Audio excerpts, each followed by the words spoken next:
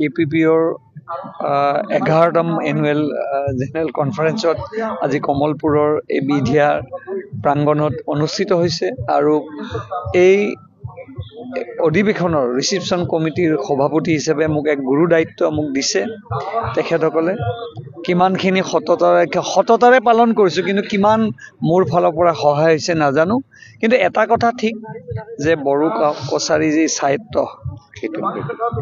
পৰিষদ আছে এই সাহিত্য পৰিষদৰ যি মূল উদ্দেশ্য আছে বড়ো ভাইসকলৰ কছাৰী ভাইসকলৰ বিশেষকৈ সমষ্টি ডিলিমিটেশ্যন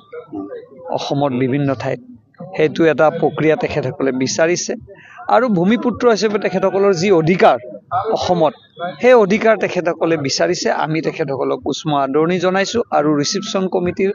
সভাপতি হিচাপে যিমানখিনি পাৰো আমি চেষ্টা কৰিছো আৰু তেখেতসকলৰ সহযোগ সহমতত আজি প্ৰথম দিনা প্ৰতিনিধি সভা আছিল তাত আমি সকলো উপস্থিত হৈছো কালি আমাৰ সন্মানীয় স্পিকাৰ ডাঙৰীয়াৰ ইয়াত ভাষণ আছে আৰু পৰখি মুখ্যমন্ত্ৰী ডাঙৰীয়াৰ লগতে ৰণোজ পেগু ডাঙৰীয়া বিভাগীয় মন্ত্ৰীৰো তেখেতসকলৰ ইয়াত ভাষণ আছে আমি আশা কৰিছো সকলো কেন্দ্ৰীয় নেতৃত্ব উপস্থিত হ'ব আৰু ইয়াতে ইপিপিৰ যি কেন্দ্ৰীয় কমিটি তেখেতসকলে যথেষ্ট সহায় কৰিছে তেখেতসকল অবিহনে আমি কেতিয়াও কৰিব নোৱাৰিলো আজি প্ৰণৱ বড়ো ৰিসিপশ্যন কমিটিৰ ৱৰ্কিং প্ৰেচিডেণ্ট নামতহে মই প্ৰেচিডেণ্ট গোটেই কামখিনি প্ৰমোদ বড়ো ডাঙৰীয়া আৰু আমাৰ বসুমতাৰী ডাঙৰীয়াই কৰিছে মই আশা কৰিছো আপোনালোকৰ সহায় সহযোগ বিচাৰিছো ভুল শুদ্ধৰ মাজেৰে ৰিসিপশ্যন কমিটিৰ সভাপতি হিচাপে যদি কিবা ভুল হৈছে তাৰ কাৰণে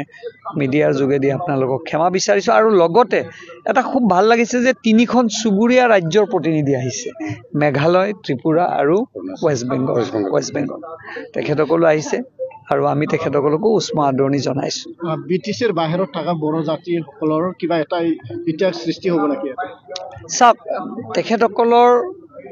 তেখেতসকল আমাৰ ভূমিপুত্ৰ আৰু যিহেতু তেখেতসকল আমাৰ জন্মলগ্নৰ পৰা এই অসমত আছে তেখেতসকলৰ এক স্বীকৃতি